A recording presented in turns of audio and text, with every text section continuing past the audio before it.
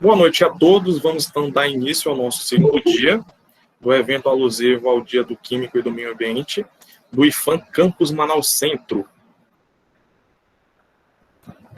A OMS, a Organização Mundial da Saúde, declarou o estado de pandemia do novo coronavírus no dia 11 de março de 2020.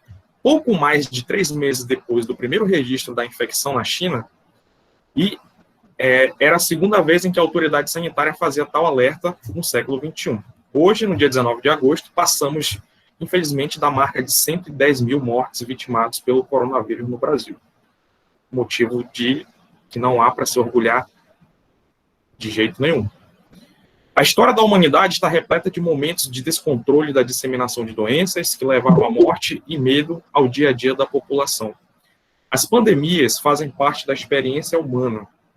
As pessoas convivem com os agentes que causam as doenças infecciosas, sejam micro-organismos como vírus, bactérias, fungos, parasitas, durante toda a vida, por meio do contato com o ambiente, com os animais, com lixo ou com água contaminada.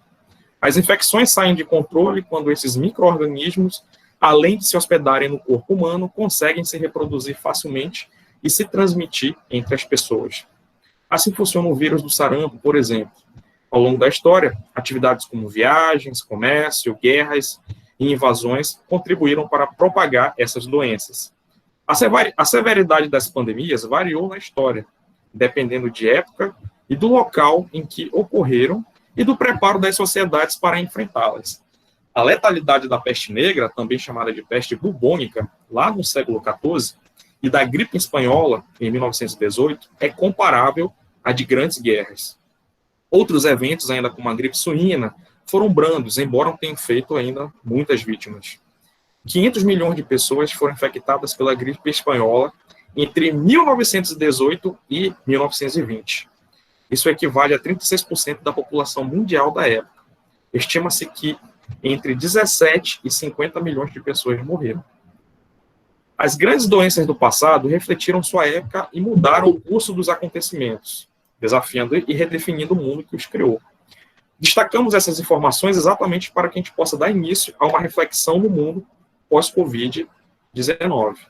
E aí, para nos ajudar nessa reflexão, recebemos aqui, junto conosco na nossa sala virtual, o professor Dr. Milton Paulo Ponciano. Vou fazer uma breve apresentação do professor, que possui graduação de licenciatura em História pela Universidade Federal do Mato Grosso do Sul, mestrado em História na linha de concentração Movimentos Sociais pela Universidade Estadual do Centro-Oeste, a Unicentro, e doutorado em História na linha de Religiões e Visões de Mundo pela Universidade Estadual Paulista Júlio de Mesquita Filho, a Unesp.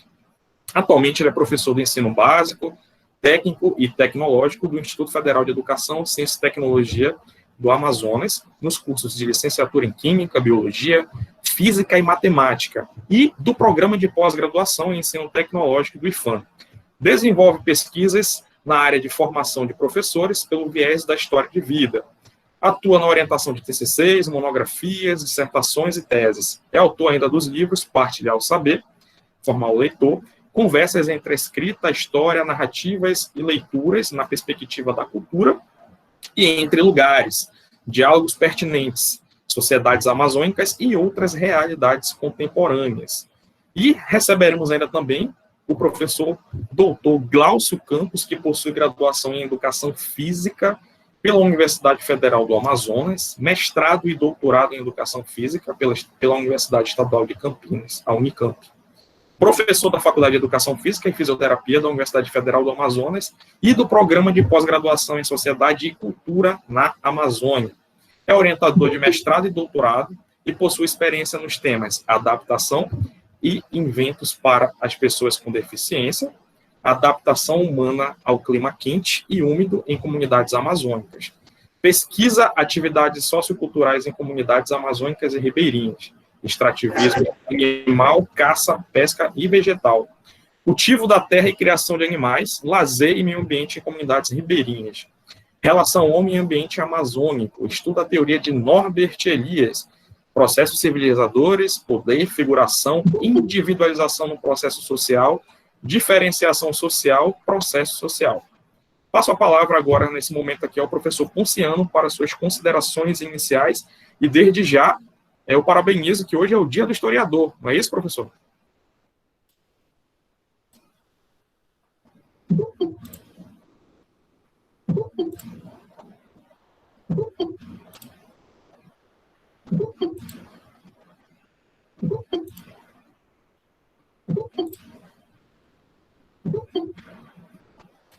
Professor Ponciano, eu acho que o seu áudio está desativado. Agora foi. Você foi me ouvir. Bem, você tem razão. Hoje é o Dia do Historiador. E quero iniciar, então, dizendo da minha satisfação e alegria de estar aqui com os colegas, né? Com pessoas com quem tenho uma relação muito produtiva, né? Como a professora Ana Mena, com quem estive quando ela era nossa pró-reitora de pesquisa e pós-graduação, o professor Glaucio, que é um pesquisador que dispensa comentários, porque o próprio trabalho dele já identifica, né, a importância dele na área das ciências sociais e humanas, o grupo de pesquisa que está aqui, de processos civilizadores na Amazônia também, que são colegas de leituras e de produção científica. Professor Aleph, a organização, agradecer vocês pelo convite carinhoso, né, e pelo desafio que discutir um tema tão relevante para a sociedade em diversos aspectos. Só gostaria de citar uma questão que, quando veio o convite, me veio à mente assim imediatamente. É um evento de química e que foram convidados 2 pesquisadores das áreas de ciências humanas e sociais. Então, isso eu não poderia deixar de passar e dizer, olha, parabéns, né? A química no século XVII, XVIII, ela sai à frente no processo de construção do conhecimento científico. E agora, vocês estão demonstrando isso, quer dizer, a necessidade do diálogo com as outras áreas, com os outros campos de conhecimento. Então, é digno de nota. Verdade, professor, bem colocado. As outras áreas, na verdade, nunca podem deixar de dialogar. Inclusive, nesse nosso próprio momento agora que a gente tem observado, não tem acontecido uma cooperação entre os países na pesquisa para buscar, por exemplo, uma vacina, né, para combater aí a questão da Covid. Isso demonstra que está faltando aí, né, uma integração e tem jogo de poder envolvido, né, e isso faz com que a ciência ainda ande a passos curtos, né? Se houvesse uma cooperação, seria muito mais produtiva e, com certeza, esses problemas seriam bem melhor enfrentados, né? Obrigado, professor, pela sua apresentação. Eu passo agora, então, para que o professor Glaucio possa fazer as suas considerações aí iniciais. Professor Glaucio. Boa noite a todos, né? Desculpa sair rapidinho para colocar, então, meu nome em evidência. Estava o nome da minha filha, desculpa, Alice, eu tive que sair. Peguei a fala do professor Newton, né?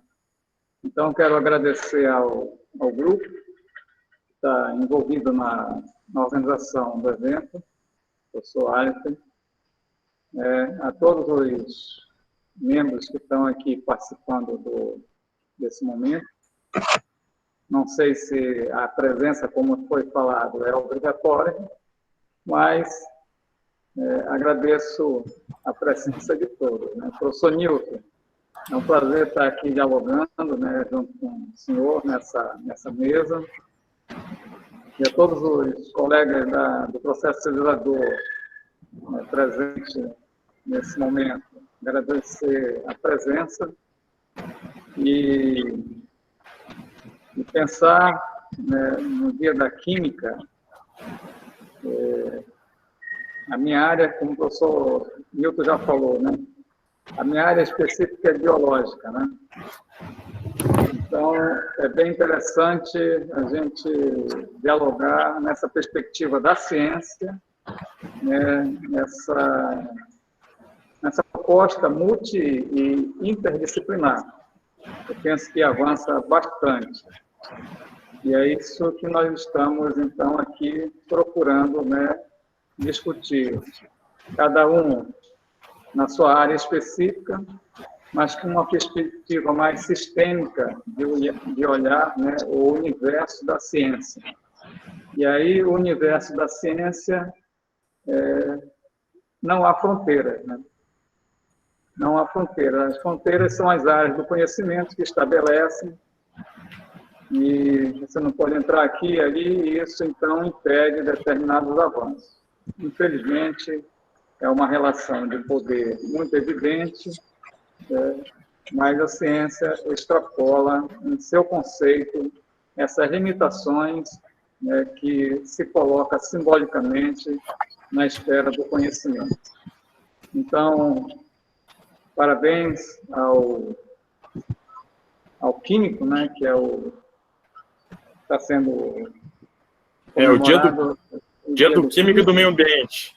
Né, e ao meio ambiente, né, já iniciei a fala dizendo que o Inferno Verde está muito quente hoje. Né? Tá demais. Então, o Inferno Verde essa imagem que os viajantes tiveram quando chegaram na Amazônia, no Amazonas. Então, esse Inferno Verde está muito, muito propício, né, ao fogo, né? Está muito sensível, então todo cuidado é muito pouco. Certo? Então, Verdade. Parabéns ao Dia do Químico, e estou aqui aberto às questões. Bem observado aí pelo professor Glaucio, essa questão do avanço do desmatamento, das queimadas, né, na nossa região, agora principalmente nesses meses do verão, famoso verão amazônico, né? E recapitulo a todos que o Dia do Químico e o Dia do Meio Ambiente são comemorados ambos em junho, excepcionalmente por conta da pandemia. Aguardamos aí o retorno das atividades remotas, né, pelo Instituto, e aí está sendo aí feito agora em agosto, o evento. Algo atípico, normalmente é feito em junho, sempre em junho, e por fazermos parte do Departamento de Química, Ambiente e Alimentos, então a gente resolveu aí fazer uma integração, né, dos eventos para que a gente possa culminar e ambos, como a gente já conversou aqui da multidisciplinaridade, né, conversar. Relembro a todos aí que a nossa live está sendo gravada, posteriormente isso vai ser inserido no YouTube para ficar à disposição de quem precisar rever, né, ou ainda quem não puder participar, vai poder participar depois, apenas assistindo lá no YouTube, certo, gente? A frequência também, todos para assinarem aí os participantes, próximo do término aí, já lá por volta ali das 19h40 aproximadamente, né? Já são 18h50, a nossa conversa, na verdade, hoje vai ser uma espécie de mesa redonda, ela vai por volta até de 19h50, a gente finaliza, e aí às 20 horas a gente retorna já com a nossa próxima palestra, tudo bem? E aí eu já agradeço desde já a todos que participaram ontem conosco aqui na live, né, aos professores, aos alunos das várias instituições que estão participando com a gente, e também obrigado por vocês terem participado conosco hoje, certo? E aí eu vou fazer aqui algumas contextualizações e vou passando a palavra para os professores a fazer essa espécie de bate-papo, né? Então vamos contextualizar rapidamente do que seria a Covid-19. Normalmente você já sabe, mas talvez é preciso a gente dar uma relembrada, né? A Covid-19 é uma doença infecciosa da família de vírus chamada de coronavírus. Essa nova doença tem origem ainda incerta, mas o mais provável é que o vírus tenha vindo de animais vendidos no mercado central de Wuhan, metrópole chinesa, onde o vírus foi descoberto em dezembro de 19. Insiro essa informação aqui porque a gente trata de uma informação ambiental, que provavelmente foi desrespeitada, e lá nas perguntas mais à frente a gente vai estar retomando essa situação, essa questão ambiental. Como é a transmissão? O coronavírus é transmitido da mesma forma que uma gripe comum. Isso significa que a doença é transmitida pelo contato, né, em secreções de pessoas contaminadas, seja gotículas de saliva, espirro, tosse, ou aperto de mão seguido de contato com boca, nariz e olhos. Então, aí a recomendação de sempre estar higienizando as mãos, né? Para reduzir os riscos de contágio e de transmissão, o Ministério da Saúde recomenda medidas como evitar contato próximo com doentes, cobrir nariz e boca quando espirrar ou tossir, evitar tocar as mucosas de olhos, nariz e manter os ambientes bem ventilados. Lavar frequente e adequadamente as mãos. Isso é uma das principais recomendações. E eu observo que muitas das pessoas lavavam a mão ali em menos de 5 ou 10 segundos, né? E agora o pessoal passa de 30 segundos a 1 minuto tentando ensaboar bem as mãos, os dedos. Vários vídeos foram aí disseminados nas redes sociais, em jornais, né? Portais eletrônicos, explicando como é que deveria ser uma correta higienização das mãos. Devido ao avanço da pandemia, governos e especialistas têm recomendado a adoção do distanciamento social, um esforço coletivo em reduzir o contato entre as pessoas para conter a transmissão do vírus. Aglomerações e reuniões em lugares fechados devem ser evitadas. Então, a gente vai contextualizar mais sobre esse aspecto mais social em si, inerente aí à pandemia que estamos atravessando. E aí eu já venho contextualizando, né? E eu faço essa primeira pergunta aqui ao professor Ponciano, e em seguida o professor Glaucio também pode complementar. A nossa história está marcada por vários momentos que aconteceram com a disseminação de várias doenças que assolaram milhões de pessoas em suas diferentes épocas. A memória das pandemias não é tão presente quanto a da política, das revoluções e das guerras nos livros escolares, mas seus efeitos se comparam aos dos principais eventos da história. 1/3 da população da Europa é abaixo estimada da peste bubônica. A doença matou de 75 a 200 milhões de pessoas no mundo entre 1346 e 1353. Olha como faz tempo. Em quase todas essas situações, não se tinha um tratamento prévio ou ainda algum medicamento ou vacina para imunizar a população. E a gente está vivendo algo semelhante também, né? Essas pandemias sempre mostraram que a principal marca é o rompimento das relações sociais. Seja porque os surtos costumam fazer muitas vítimas, seja porque são altamente transmissíveis. E aí o senhor pode comentar um pouco do que muda, ou pode ter mudado, de uma pandemia da época de 1300 para agora, em 2020, em relação às questões sociais? Com o professor Ponciano. Certo.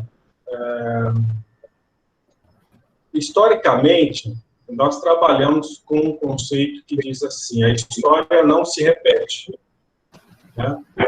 Então, se nós pensarmos o século XXI, e se nós pensarmos o século XIV, então a gente tem constituições sociais que elas em nada se aproximam.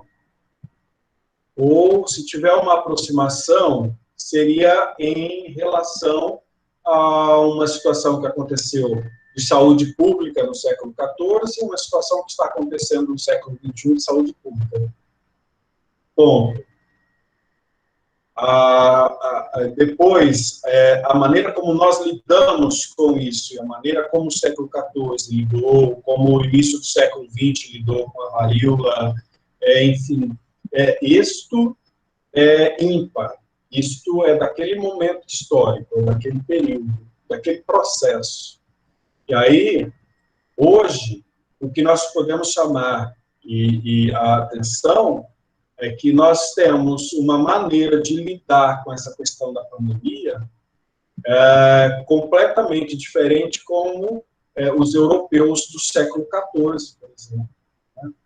Então, na década de 80, os historiadores poderiam dizer, bom, quando nós líamos lá na graduação sobre a revolta da vacina, né, você diria assim, poxa, mas como, com o olhar da década de 1980, como um homem do início do século XX vai se recusar a ficar imune de uma doença por causa de uma simples vacina?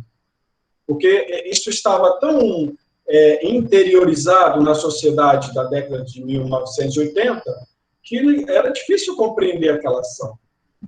E hoje você pode perceber algumas questões que são próprias desta pandemia, né? Eu sei que eu estou correndo um certo risco de vida se eu me lançar à sociedade, mas se eu me relacionar, enfim. E por que essa resistência ao distanciamento? Né? são perguntas que a história vai conseguir responder, eu acredito. Mas a história, ela trabalha na madrugada, né, na longa noite, ou seja, é difícil para o historiador trabalhar com os acontecimentos de agora. O historiador ele precisa de um tempo para poder refletir como a sociedade age, como a sociedade reagiu. Por isso que, se a gente for definir o que é a história, digamos, a história é a ação humana no tempo. Então, como é que nós, né, nessa história efetiva, diante dessa situação que foi construída historicamente, porque, como muito bem colocou o Aleph, houve um desequilíbrio ambiental, né? Como é que a sociedade reagiu a isso? A história vai possivelmente se perguntar daqui a algumas gerações e vai trazer essas respostas. Então, é isso. É difícil você fazer uma comparação, mas tem as suas especificidades, as suas peculiaridades. Verdade, professor. Eu passo agora ao professor Glaucio, se ele quiser complementar. Pode ficar à vontade, professor Glaucio. Bem, o que nós temos que observar, e aí eu vou agora, essa linha de raciocínio que eu vou expor aqui, ela está sustentada, né, pela leitura que eu faço da teoria do Norbert Elias, que é um sociólogo alemão. Né?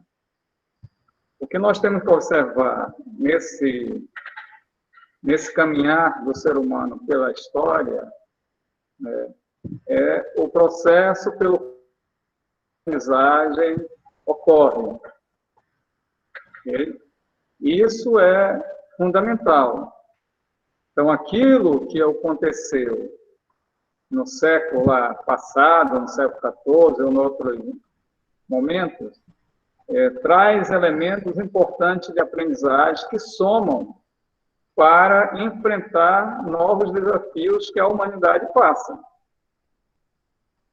Então, o hábito de lavar a mão, que é uma higiene, né, passou a ser necessário, né, para evitar agora, né, a proliferação do vírus, que acontece simplesmente em passar a mão suja, infectada no nariz, vamos dizer, né, nas narinas ou na boca. Então, você vê, isso já foi questionado, já foi indicado em outros momentos de pandemia. Então, nós não podemos negar tudo aquilo que nós aprendemos para somar com o que vai avançando. O nível de tecnização, aqui nós vamos usar o termo tecnização como um processo também, diferentemente de tecnologia. Okay? De uma época para cá, ela avançou bastante. Né? Então, nós temos aí elementos importantes, que é a aprendizagem, a tecnização avança e, com ela, né, o nível de informação. É o conhecimento, né, e a informação passada hoje por vias, né, por redes sociais, pelo telefone e assim por diante. Então, hoje a sociedade está muito mais informada. Ok? Essa é uma grande diferença. Negar o problema é uma outra questão. E aí você tem que pensar que o homem, né, se afastou de sua natureza, né, e se sentiu superior, né, à natureza. Então, ele quer enfrentar a natureza de peito aberto. Ou seja, quando você observa que o indivíduo, hoje, né, com o conhecimento que temos, negar evitar o uso de uma simples máscara ou lavar a mão é um indicador de superioridade de um indivíduo atomizado, né, que pensa estar sozinho no mundo. Enfim, há grande diferença, né, e a diferença está nesse processo longo de conhecimento, né, de superação da natureza. O vírus nada mais é do que a natureza. Né? E o que nós estamos fazendo nesse momento? É domar a natureza do vírus. Ok? Certinho, professor. Continuando aqui ainda com o professor Glaucio, né, eu vou fazer de novo aqui uma segunda pergunta para ele responder. Ao longo desse processo, as pandemias incentivaram avanços na medicina e na saúde pública. A cólera e a varíola nos séculos XIX e XX deram a cientistas como Louis Pasteur e Norbert Hirschhorn estímulo para desenvolver substâncias hoje essenciais no combate a doenças, como soros e vacinas. A gripe espanhola no Brasil, por sua vez, plantou a semente do atual Ministério da Saúde. No passado mais recente, século XX, inúmeras pessoas morriam devido ao surto de sarampo e com o avanço da medicina. Temos agora à disposição de inúmeros medicamentos mais potentes e vacinas que salvaram muitas crianças. Né? Graças às vacinas, muitas crianças deixaram de morrer, por exemplo, de paralisia. Porque se tem observado cada vez mais um certo negacionismo que põe em dúvida a imunização por vacinas, já que o senhor tinha comentado agora há pouco, né? Na verdade, cada vez mais temos observado pessoas que têm medo de se vacinar, e aí entra aquela questão das fake news, né? Ah, não posso me vacinar porque isso é para matar a gente mais rápido, ou então do tipo que eu já cheguei a ouvir que isso é para matar os idosos, ou então ainda que vão inserir o chip da besta nas pessoas, que é uma das mais aberradoras, vamos dizer assim, justificativas que eu já ouvi, né? Então, professor, a ciência, assim, ela está desgastada. O senhor pode comentar um pouco disso, lembrando que ciência é diferente de opinião, né? Bem, eu não vejo a ciência desgastada, né? Eu vejo discursos tentando desgastar a ciência, que é completamente, né, o inverso. Então, o que nós temos observado são pesquisadores tentando reverter esse conceito, indo, né, à frente da mídia, de redes sociais, dizendo, olha, nós estamos fazendo isso. Né? Quer dizer, para você chegar a um resultado, precisa anos, né? E é um processo, né? Precisa anos, né, de intervenção. E aí você não pode negar simplesmente por questões políticas. Isso está muito evidente, né? Ignorar a ciência, né, é assim, ignorar o conhecimento. Então, a ciência não está desgastada, é apenas um momento, né, é um momento que nós estamos vivendo, onde há uma questão política aparecendo por aí, mas a ciência não está desgastada. Ser pesquisador ou ser estudioso não é muito fácil, né? Não é muito fácil. Leva-se anos para chegar ao ápice, vamos dizer assim. É um desafio pessoal, é um desafio da família, é um desafio social. Né? Então, com tantas barreiras que você encontra, né, ser pesquisador é um grande diferencial social. E se não for o pesquisador, né, não somente o pesquisador formado na academia, mas tantos outros indivíduos que hoje se apropriam do conhecimento, ou etnoconhecimento, ou saber fazer, né, nós avançamos muito pouco em torno, né, da natureza. Então, um dos elementos que que os humanos sobre a natureza é justamente o domínio da natureza, que é o trio dos controles básicos que Norbert fala. Então, observe que o trio dos controles básicos vai dizer mais ou menos a posição que uma sociedade está frente a todo esse universo.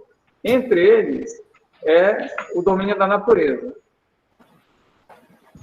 Como você falou, o coronavírus supostamente surgiu, né, de uma relação entre natureza, né, entre natureza e cultura. Ok? Natureza e cultura eu estou compreendendo aqui que é a natureza como ela é própria e cultura como o homem, né, desenvolve. Então, natureza e cultura se encontram, né, nesse momento, e aí o ser humano consegue absorver a outra natureza, que é o vírus.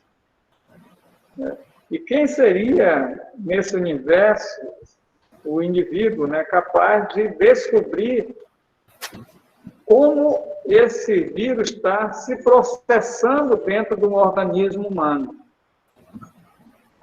Até onde nós conseguimos observar, no exato momento da pandemia, a ciência tem mostrado como essa dinâmica do vírus no organismo, como você mata, aniquila, inibe, não é por reza, né? Não é por bezendeira, né? Essas coisas todas. Então, a ciência ela não está desgastada, querem desgastar a ciência. Okay?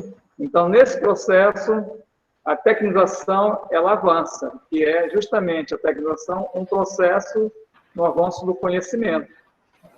Se não tiver a vacina contra o coronavírus, teremos efeitos a longo prazo, né, que só, como o professor Newton falou, só daqui a 30 anos, 50 anos, nós poderemos fazer uma análise desse momento que estamos vivendo. Né? Sim, professor Newton, quer complementar? O professor Glaucio falou de uma questão muito importante, que é a questão da ciência enquanto domínio, né? A ciência e essa perspectiva do conhecimento científico enquanto um processo de domínio da natureza para usufruto do homem, né? da qualidade de vida do homem, quer dizer, o fim prático da ciência, que é muito próprio da ciência moderna. Esse era o fim da ciência moderna. Como é que eu posso utilizar os conhecimentos da natureza para que a qualidade de vida do ser humano possa alavancar, e etc. Essa perspectiva ela é colocada em xeque na segunda metade do século XX. Né? E aí o próprio conceito que se trabalha de ciência hoje, por exemplo, na antropologia, pensar a questão do equilíbrio. Como é que você consegue? Então, como é que você vai conseguir esse equilíbrio entre, ecologicamente falando, né? Roberto da Mata faz uma leitura muito interessante sobre o Brasil do início do século XX e o Brasil do início do século XXI. Quando ele coloca que o Brasil do início do século XX ele era visto como um não modelo de sociedade. Por ser uma sociedade mista, né? Por ser uma sociedade baseada na mestiçagem, e por ser uma sociedade desigual, racialmente falando, a ciência naquele momento, principalmente conhecimento antropológico, baseado na biologia, tinha como visão de mundo europeu, o homem branco, e etc. Quando você começa a perceber, no início do século XXI, é muito claro você perceber que o Brasil é uma referência para a antropologia, para se estudar a antropologia. O Brasil deixa de ter essa construção simbólica de um país negativo para ser a construção simbólica de um país que deu certo. Por quê? Porque está aí. Era um país miscigenado, era um país que conseguia, não é? se relacionar, de certa forma, harmoniosamente, né, com todas as suas dificuldades, com todos os seus conflitos. E essa pandemia vem mostrar justamente que a leitura que os antropólogos estavam fazendo de sociedades como a brasileira, né, e aí a Lilia Schwartz coloca muito bem isso, quando ela fala dos estados totalitários, o Brasil é um país totalitário, sempre foi, para mostrar para nós, olha, essa harmonia social, né, que o Gilberto Freire muito bem defendia em Casa Grande Senzala, a democratização racial brasileira, quer dizer, isso é um ledo engano, né? E a história efetiva de hoje está demonstrando o aumento da violência e outros conflitos que nós estamos... e que a pandemia está, em um certo contexto, contribuindo para que isso venha à tona, isso apareça, saia da invisibilidade, né? Então, na verdade, quando nós estamos lidando com este contexto atual, nós temos que pensar a partir de 3 questões que são importantes. O patriarcado, porque culturalmente a nossa sociedade ainda é uma sociedade baseada no patriarcalismo, o colonialismo, né, e o capitalismo.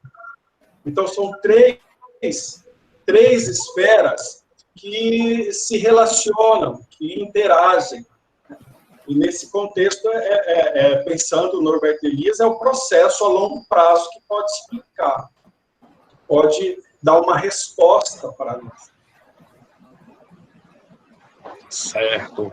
E pegando esse gancho aí, que a gente falou um pouco mais desse viés em si, de modelo e de política também, né? As pandemias são previsíveis por uma série de razões. A principal, quase óbvia, é a própria evolução dos seres infecciosos, que torna inevitável que surjam novos vírus e bactérias, ou versões atualizadas dos que já existem, né? Capazes de causar doenças às quais não somos imunes, como se tem visto na história. Ou seja, a pandemia Covid-19 não é algo novo na nossa história e na história da humanidade. Isso sempre ocorreu aí pelos inúmeros problemas, né, seja de saneamento, principalmente, de saúde pública, etc. Então, aí eu faço aqui uma pergunta agora para iniciar com o professor Ponciano e o professor Glaucio depois. Como vocês têm observado o papel dos governos no controle dessas situações pelo mundo afora e no Brasil? Digo em relação à prioridade em uma política de investimento em pesquisa para soluções de saúde e biossegurança. Os governos estão preparados, né? A gente tem observado que a própria OMS também passa por uma crise de legitimidade por razões como corte de recursos, né? A decadência do multilateralismo, né? Aqueles acordos multilaterais que existiam entre os países também. Alguns países estão saindo do acordo, Estados Unidos parece que deixou de pagar uma boa parte, ou acho que quase tudo, né, para incentivar essa questão. E a gente ainda tem o caso da Nova Zelândia, que foi considerada como exemplo agora no combate à pandemia. Então, acho que a gente inicia com o professor Ponciano para ele comentar um pouco sobre essa questão do papel dos governos aí nesse controle. O professor Glaucio, na fala dele anterior, ele foi muito, muito feliz quando ele disse que nós temos que pensar, sempre que nós formos pensar, principalmente essas questões macros, né, de governo, de Estado, pensar num processo. O contexto ele é importante para explicar. Então, nós estamos vendo uma escalada mundial, por exemplo, de uma corrente política que, se você fosse discuti-la no final dos anos 80, no Brasil, você ficaria falando sozinho. E hoje, se nós estudarmos aí os 3 últimos anos, a última década, ela ganha uma dimensão social. Como é que eu posso explicar isso? Como é que eu posso explicar que um posicionamento que se distancia, por exemplo, da questão ambiental, que se distancia, por exemplo, das igualdades, né, sociais, consegue ter espaço nesses últimos anos. Eu consigo fazer uma análise a partir de uma perspectiva cultural, de pensar, porque se eu tenho que entender que a sociedade ela é dinâmica, e aí alguns elementos do discurso não foram atingidos, ou seja, a sociedade não se mostrou contente com o discurso que vinha até então. Eu tenho que entender o porquê desse descontentamento, o que é que faz a sociedade aderir a um discurso misógino, por exemplo. Né? Como é que uma mulher volta num discurso que a coloca numa condição de subalterna, socialmente falando? E isso aconteceu. Isso é digno de uma pesquisa, de análise. Agora, o que nós não podemos, e aí eu entendo que a sociedade brasileira ela tem uma dificuldade enorme, e eu não consigo perceber isso, nós temos que diferenciar o que é governo e o que é Estado. O Brasil deveria ter uma política de Estado muito clara, muito bem definida para a questão ambiental, por exemplo. Que é diferente uma política de Estado para uma política de governo. Porque os governos entram e eles têm uma ideia diferente. Pode ter uma ideia que vem contrária ao que estava sendo feito pelo governo anterior. Mas isso não pode ser mais forte do que uma política do Estado, já definida. E não é isso que se percebe no Brasil. Então, aí você tem dificuldades, por exemplo, dependendo de quem está no governo, de recursos para pesquisa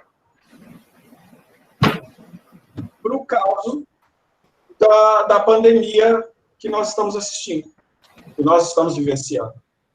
E isso não é o Brasil, isso não é um privilégio, um desprivilégio do Brasil. Nós estamos assistindo outros países, outros governantes com o mesmo discurso. Então, o que me chama a atenção é por que este discurso, né, ainda ele consegue ser legitimado por uma parcela da sociedade. E aí eu penso a partir, eu começo a pensar um pouco, a refletir um pouco, né, sobre o processo civilizador. Eu falo, mas o processo civilizador, nesse momento, a gente está passando pelo processo não civilizador. Né? Se a gente for entender a civilização, e aí o professor Glaucio pode até vir à baila essa discussão, Glaucio, mas se a gente for entender o processo de civilização como que vai buscar na história elementos, que vai buscar na história a experiência, a experienciação, para que eu não repita algumas questões que já foram superadas no passado, e eu estou no presente com uma cultura, né? E aí a religião tem um peso muito forte. A religião tem um peso muito forte. Quando eu não encontro respostas, na imanência, é na transcendência que eu procuro um sentido para a vida. Então, a religião ela está muito presente por isso. Porque ainda nós não conseguimos uma resposta, por exemplo, 100% para o ser humano na imanência. Não é? Verdade, professor. Professor Glaucio, o senhor quer complementar, professor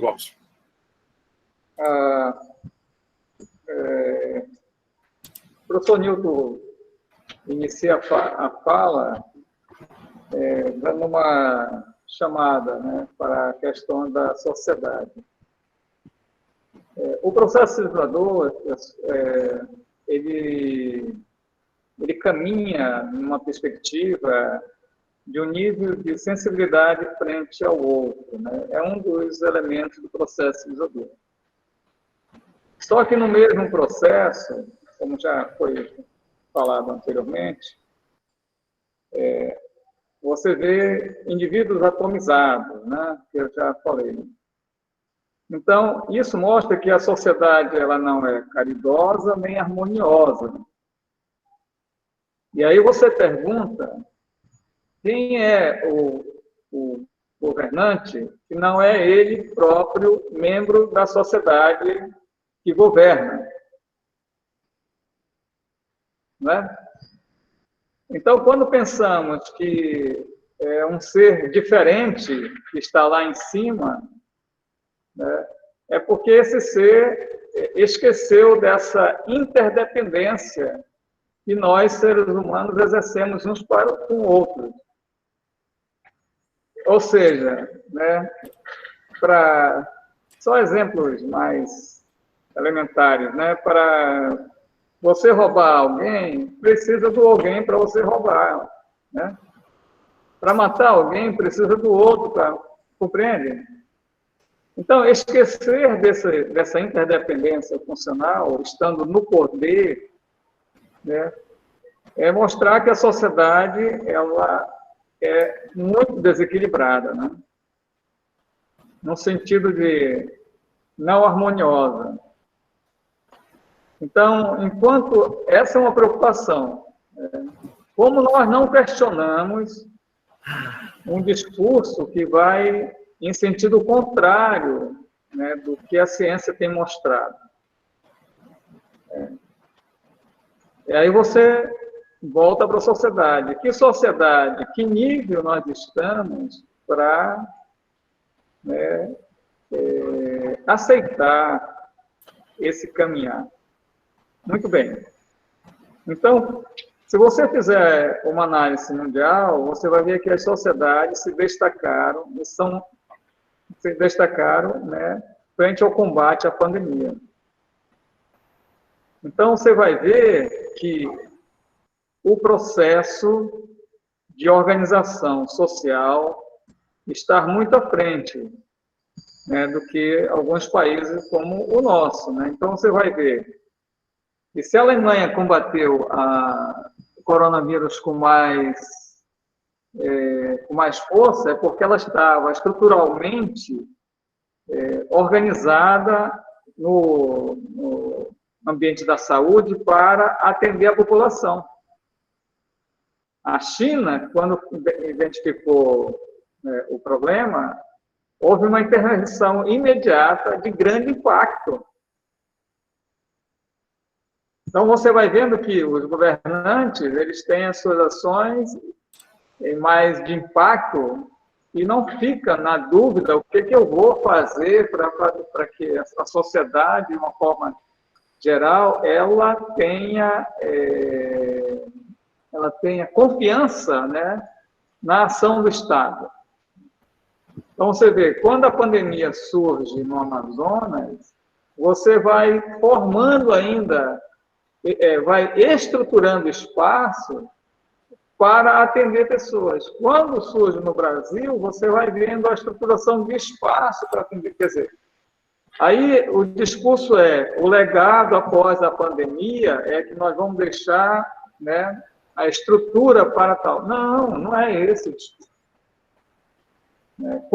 Como nós não sabemos quando vai vir a próxima pandemia, mas sabemos que vai acontecer, é justamente a intervenção do Estado, né, num processo civilizador no sentido de prevenção, né, preparar toda, né, a estrutura para receber pessoas. Isso, estrutura física e preparação de profissionais. Né? E preparação de profissionais não implica dizer que é somente o profissional de saúde, mas toda a população, no sentido de que, olha, você também é importante no combate. E isso está no alicerce da formação individual, né? Na formação da sociedade. Okay? Então, a questão é complexa, e a nossa estrutura ela não está preparada para enfrentar esses elementos de impacto, né? Certinho. Diga. Só uma observação importantíssima na fala do professor Glaucio, é que estas sociedades, como a sociedade alemã, por exemplo, a sociedade brasileira, então, o processo de construção dessas sociedades, eles são muito desiguais. Né? Então, e isso reflete hoje na maneira como o Estado alemão lida com essa situação, na maneira como o Estado brasileiro lida com essa situação. Correto. E a própria China, né? A própria China. Né? Que tem outro modelo de Estado, né? Justamente.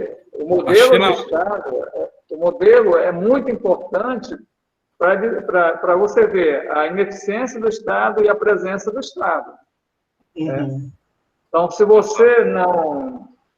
Se a pandemia é justamente o coronavírus, ela se intensificou, do meu ponto de vista particular, mas com muita evidência, baseada na teoria dos 9 dias, dados a interdependência funcional que exercemos uns para com os outros. Né? Então, no momento que você é um profissional e vai exercer uma função, se você não cuidar de você, mas não para você, mas para o outro, você contamina o outro como se fosse proposital. Então, você não quer saber, isso é negar justamente a tua participação, né, na prevenção e na disseminação. Essa é a interdependência funcional. Ok. Inclusive, a China parece que tem atuado de maneira híbrida, né, aí com a sua forma de governar. Ela tem agido aí, em alguns momentos de uma forma bem mais rápida, né, para sanar algumas situações, como foi o caso, por exemplo, da construção do hospital, né? Sim. Ok, vamos dar andamento aqui, então, às nossas próximas perguntas, lembrando que a gente já tem ainda perguntas aí da nossa plateia, né, da nossa plateia virtual, que estão já enviando aqui algumas perguntas, e a gente vai deixar para próximo do término, a gente deixar um tempo para responder. Eu vou continuar aqui com o professor Glaucio, primeiramente, né, para responder essa pergunta. Nos últimos meses, a pandemia está chamando a sociedade para rever muitos aspectos sobre a vida e as suas relações, entre elas com o meio ambiente. A percepção popular de que a pandemia da Covid-19 trouxe benefícios ambientais, de que a natureza está em recuperação enquanto a humanidade se isola em casa, agrada a muitos que buscam algum lado positivo nessa tragédia. Depois que a pandemia passar, será que o consumismo vai perdurar? Haverá uma consciência maior? Alguns cientistas afirmam que um dos aprendizados na pandemia é o alerta com relação aos riscos das mudanças climáticas, né, e a expectativa de uma economia mais verde. Só que aí, será que isso vai acontecer, professor? Porque eu falo isso porque, por exemplo, a gente teve agora uma baixa, né, nos dados da produção industrial, né, e uma consequente melhora da qualidade do ar. Agora, que não estava tendo produção. Os canais de Veneza ficaram mais transparentes lá na Itália, né? E aí, aqui na Amazônia, a gente teve uma coisa atípica. Na verdade, né, a gente tem o número de queimadas, inclusive, aumentando. E aí, culmina com aquela frase que a gente observou na reunião lá ministerial, que a boiada estava passando, né? O que o senhor pode comentar sobre essa situação? Eu vou iniciar essa fala com uma opinião que eu emiti em um momento anterior. Né? E eu escrevi o seguinte: diferentemente da natureza humana, a natureza é única. Implodindo ou explodindo, segue seu rumo sem pedir licença. Se uma espécie for extinta, surge outro ou nenhuma. Se haverá vida na Terra, não importa. pois jamais saberemos.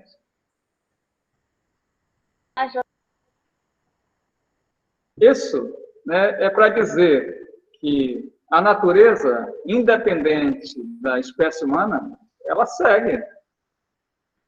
Então, a preocupação com o meio ambiente é justamente uma preocupação humana. Que interessante, eu não vejo nenhum cachorro, formiga, qualquer que seja animal, preocupado com o ambiente, né? E aí, nós estamos preocupados com que nós, né, em processo de longo prazo, né, estamos preparando para nós.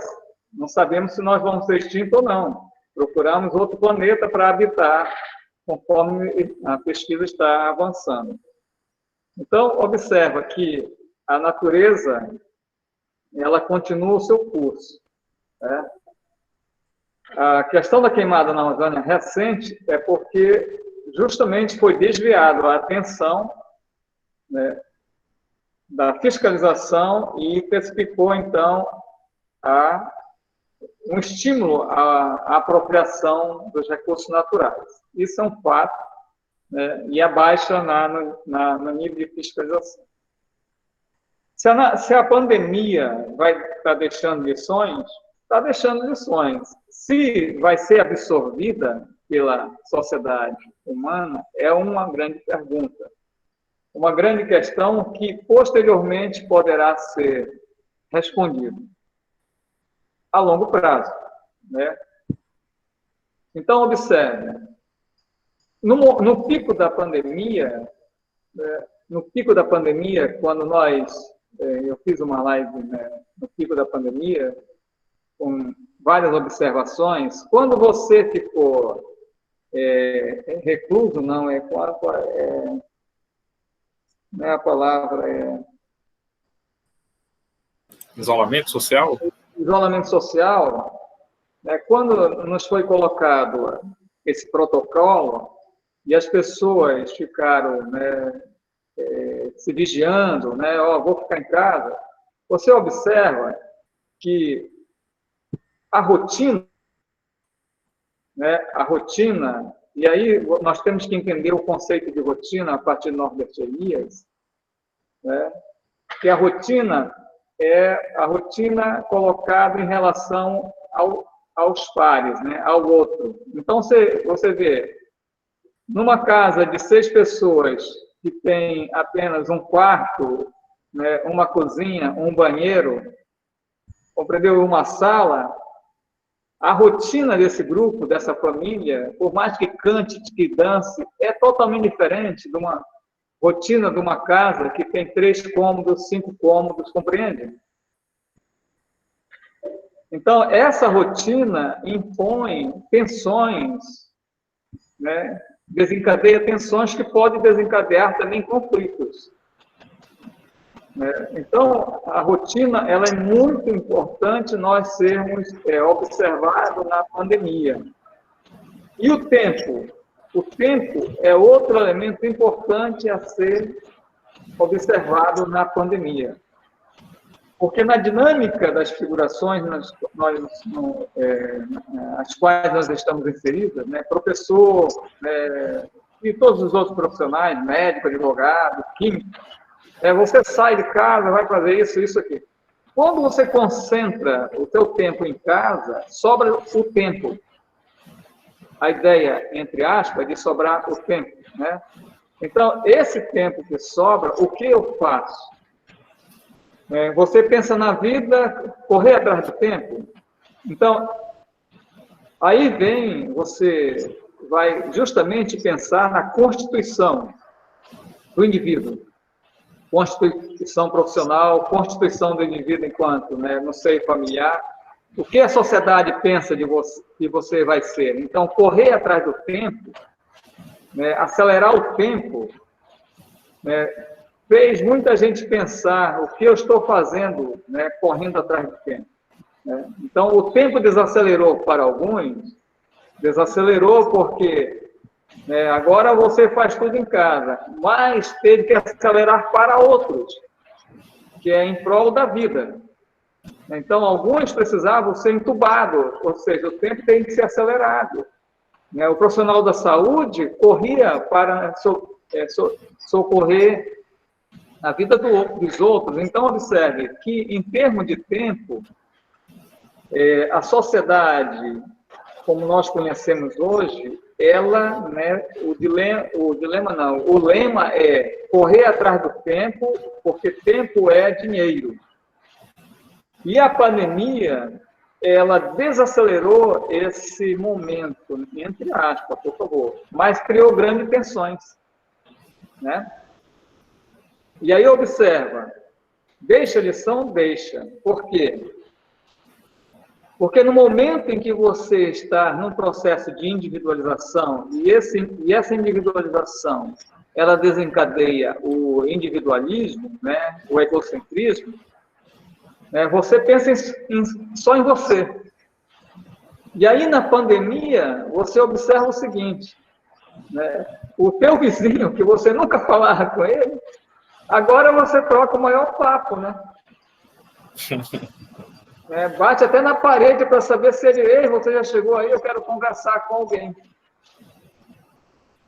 Porque o indivíduo, nesse processo social de longo prazo, nós fomos nos tornando cada vez mais individualizados, né? E esquecemos da interdependência funcional.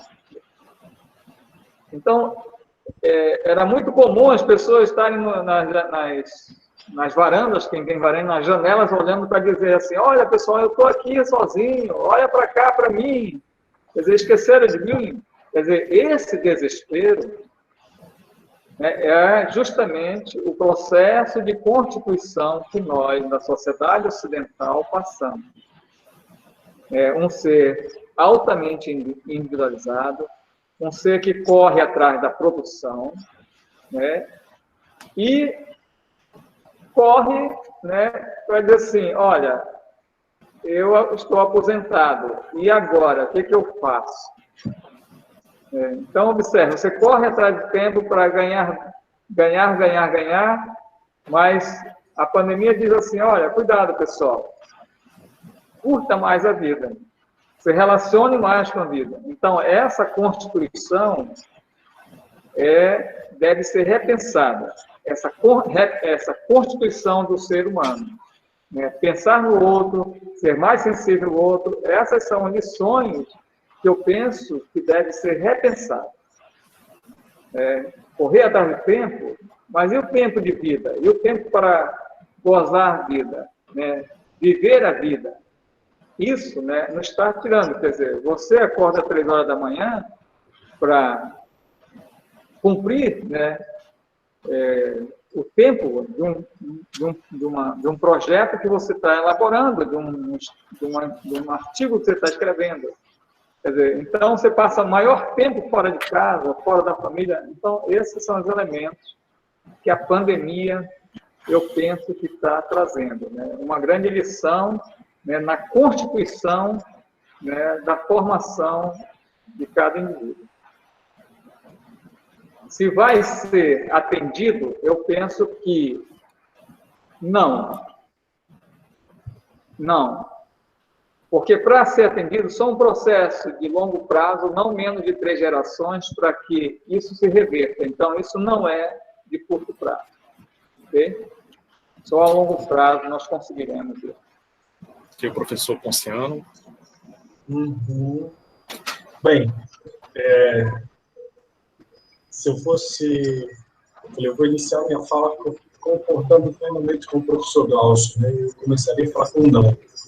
E a gente tem que pensar alguns elementos que são importantes para a gente pensar essa questão se o meio ambiente agora ele está recebendo um outro olhar dos estados, da indústria e tal. Em que sociedade nós estamos vivendo? E eu não acredito numa sociedade pós-moderna, muito menos líquida. Bom, mas isso eu não vou discutir aqui, mas tem as minhas resistências à sociedade líquida. Bom, estamos... O senhor O senhor tem resistência ao Bauman? Olha, depois a gente discute aquele rapaz, ele é muito líquido, muito escorregadio. Mas deixa, vamos voltar à questão. Então, que sociedade nós estamos vivendo? Que modelo de sociedade nós estamos vivendo? É um modelo de sociedade moderna ainda, que seja uma modernidade tardia, né? Como bem coloca aqui Dennis, uma modernidade tardia, já apresentando alguns elementos que vai desconstruir, ou que vem desconstruindo aquele homem, aquele sujeito, aquele ser humano calcado num sujeito moderno do século XIX, o indivíduo, no processo de individualização. Como o professor Glaucio colocou, o indivíduo, essa individualização que constrói o público e o privado, que constrói muro, que faz uma casa, e que na casa você tem, olha, se você for pensar arqueologicamente, a casa do indivíduo moderno, o espaço do outro é a sala. Você não passa daquele cubículo. Para você chegar na cozinha, você é aquele cara que o Glaucio falou, vou bater ali no muro e falar, e aí, tudo bem? Vamos tomar Esse sujeito está incorporado numa relação muito próxima, né? E que passou desse conceito de indivíduo moderno. É aquele que vai para a cozinha, que toma um café com você, que te diz bom dia. Então, nós ainda estamos vivendo uma sociedade moderna tardia. E essa sociedade moderna tardia tem alguns elementos que são importantes no processo de constituição.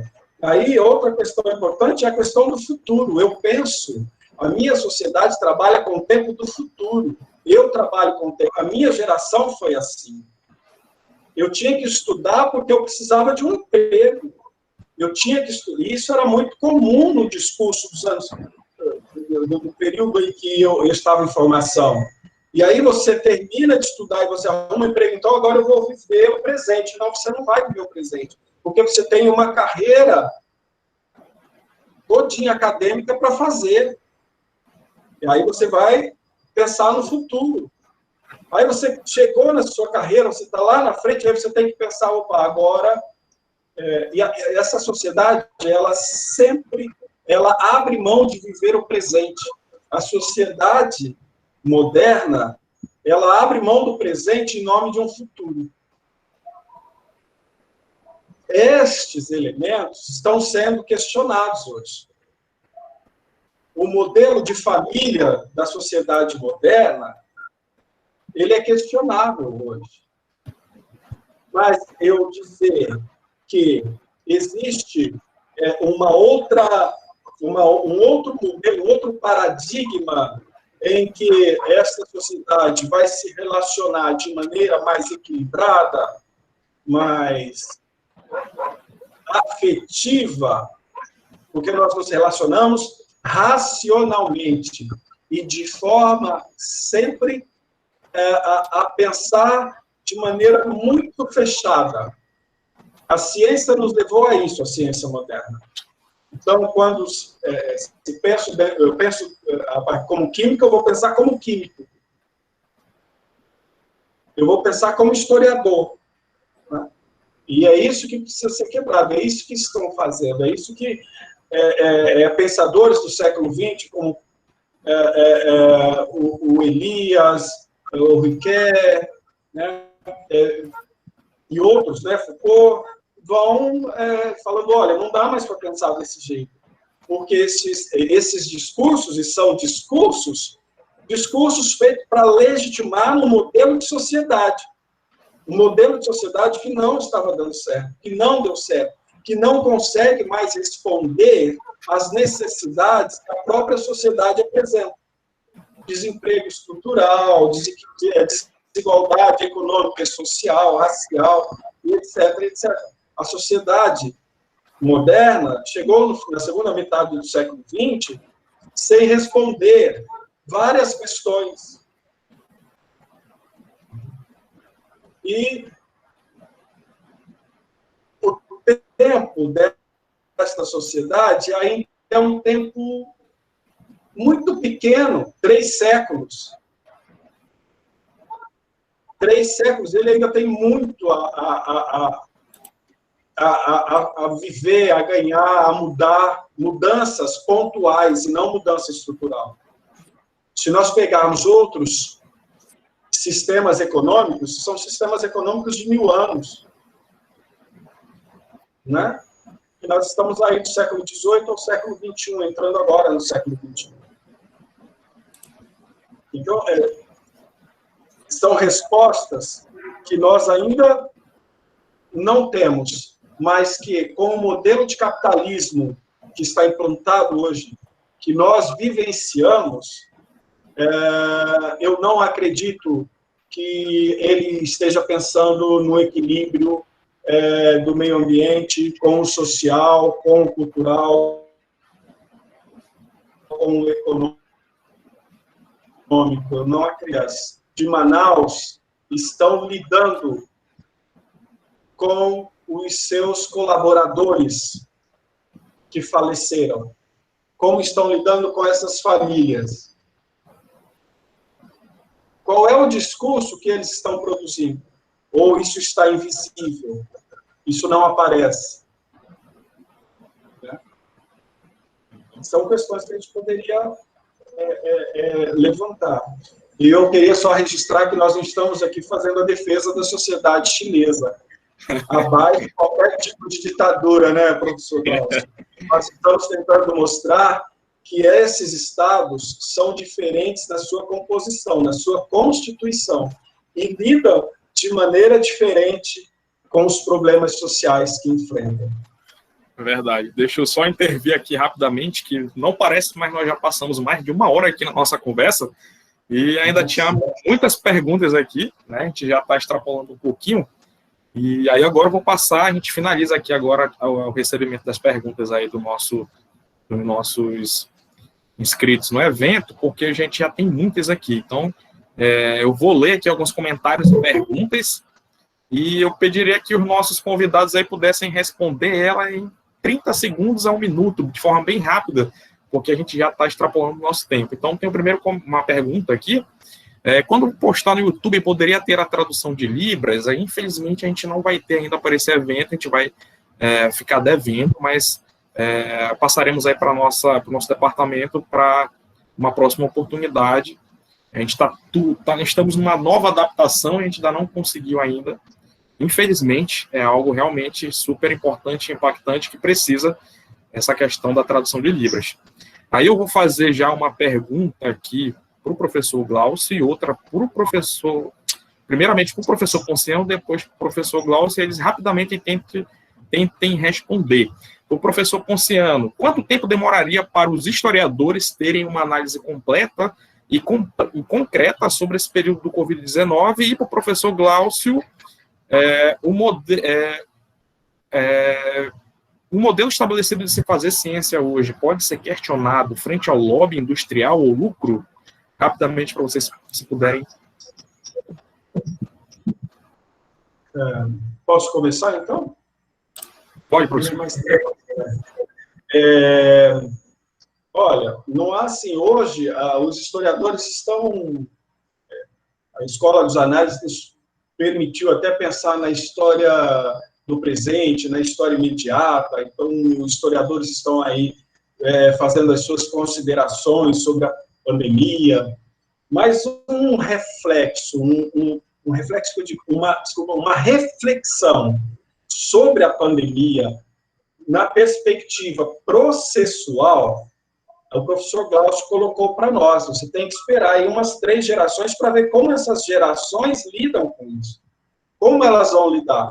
Hoje, nós estamos lidando de uma maneira com o coronavírus. A 3ª geração, lá na frente, vai lidar de maneira diferente. Tem um texto do Alessandro Portelli, bem interessante, que explica sobre isso, quando ele faz uma análise sobre um assassinato em massa que acontece nos italianos, numa cidade italiana, pelos alemães.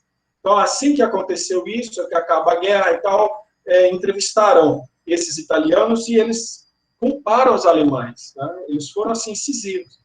3 gerações depois, o historiador voltou lá e foi entrevistar a 3ª geração, e eles falaram assim, olha, a culpa foram dos 6 italianos que foram lá, invadiram os alemães, onde eles estavam, na Itália, mataram alguns soldados alemães e retornaram. Quer dizer, você viu como mudou a leitura da história? Né? E por que isso muda? Então, tem 3 gerações que vai explicar aí todo esse movimento. Então, a história, ela precisa desse processo, ela precisa pensar a partir do processo. Certinho. Vou passar agora para o professor Glaucio. Você pode repetir, por favor?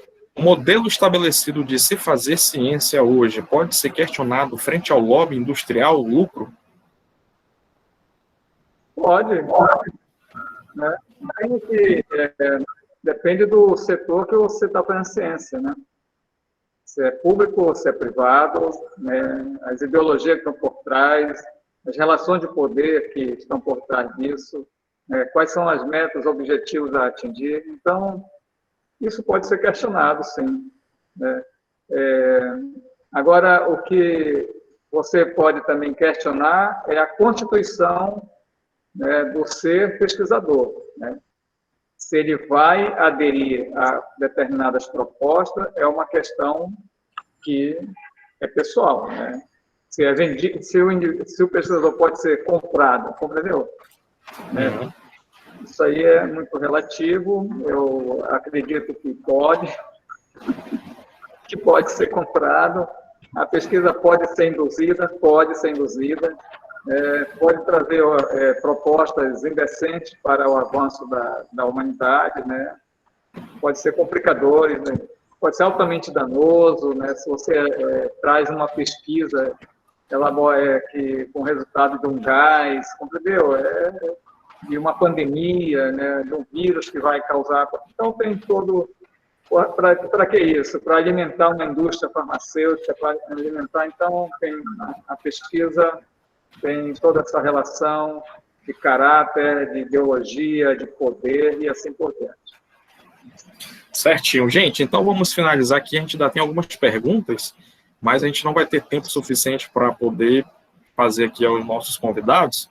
Mas aí eu vou passar agora para que cada um deles possam fazer aí as suas considerações finais, e aí se ficarem à vontade, para que eles também, se quiserem deixar algum e-mail, algum contato de rede social, de grupo de pesquisa, aí é o momento também para vocês depois, aí quem estiver assistindo, poder entrar em contato com ele e talvez aí fazer a sua pergunta. Então, aproveitando a oportunidade aqui, eu passo aqui a palavra para o professor Glaucio fazer aí as suas considerações finais. Bem, então, muito obrigado, quero agradecer, né, ao professor Alister pelo convite, né, na presença aqui do palestrante, professor Newton Paulo, né, que esteve aqui está sempre com a gente, em bancas e assim por diante. Né, e eu visualizei aqui mais de 137 pessoas participando desse encontro, né, fantástico, gostei muito. Se alguém quiser trocar ideias, meu e-mail é glauciocampus@bol.com.br. A minha área específica é da educação física. Eu não sou o melhor biotipo da área, né, do profissional, mas estudo, né, fora a educação física, eu trabalho com a teoria do processo civilizador, no qual, né, nós temos um grupo de estudo que funciona na Universidade Federal do Amazonas. Então, quem tiver interesse em colaborar, participar, discutir com a gente, estamos abertos para receber. Muito obrigado, então, a todos. Obrigado, professor Glaucio. Eu passo agora para o professor Ponciano também fazer suas considerações finais rapidamente. Professor Ponciano, é com você.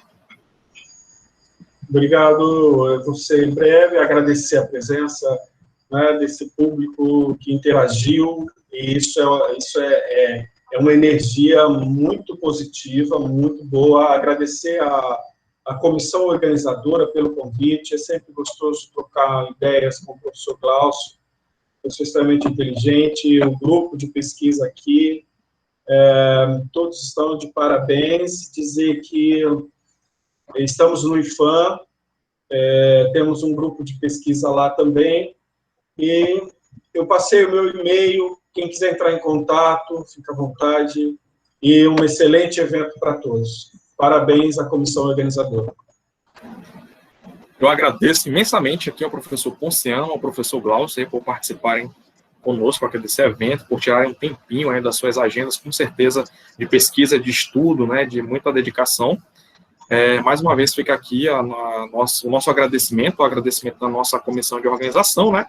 Eu agradeço também aí aos mais de 150 participantes que tivemos aqui no maior pico, né, de participantes aqui na nossa sala virtual. E desde já agradeço a todos, convido aí a todos vocês para a nossa próxima palestra com o Dr. Marcos Lacerda, que vai falar sobre a questão dos estudos clínicos no combate à pandemia da Covid-19. E aí a gente se despede por aqui. Não esqueçam a frequência que está lá no chat e até daqui a pouquinho. Tchau a todos. Até mais, muito obrigado. Até outra hora.